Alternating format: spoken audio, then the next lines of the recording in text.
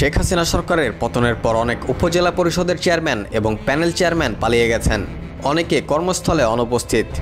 এই পরিস্থিতিতে উপজেলা পরিষদের কার্যক্রমে স্থবিরতা দেখা দিয়েছে, ফলে কার্যক্রমে গতি ফেরাতে পূর্ণ আর্থিক ও প্রশাসনিক ক্ষমতা পেয়েছেন ইউএনও। বুধবার 14 আগস্ট স্থানীয় সরকার, পল্লী উন্নয়ন ও সমবায় মন্ত্রণালয়ের এক আদেশে জানানো হয়, সম্প্রতি অদ্ভুত পরিস্থিতির কারণে বিভিন্ন উপজেলা পরিষদসমূহে অনেক চেয়ারম্যান ধারাবাহিকভাবে কর্মস্থলে অনুপস্থিত রয়েছেন এবং যোগাযোগ করেও তাদের উপস্থিতি নিশ্চিত করা যাচ্ছে না।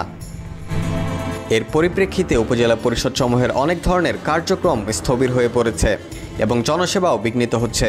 এই সব কিছু মাথায় রেখে যেসব উপজেলা পরিষদসমূহে এরূপ পরিস্থিতি হয়েছে, সে সকল উপজেলা পরিষদসমূহের সব ধরনের জনসেবা অব্যাহত রাখা ও প্রশাসনিক কার্যক্রম চলমান রাখার ক্ষেত্রে সংশ্লিষ্ট উপজেলা নির্বাহী কর্মকর্তা বা ইউএনওদের পুনরাদেশ না পাওয়া পর্যন্ত সাময়িকভাবে পূর্ণ আর্থিক ও প্রশাসনিক ক্ষমতা অর্পণ করা হয়েছে।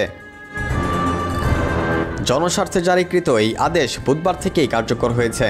স্থানীয় সরকার বিভাগের সচিব আবু হেনা মোরশেদ স্বাক্ষরিত এ অফিস আদেশ জারি করা হয়েছে।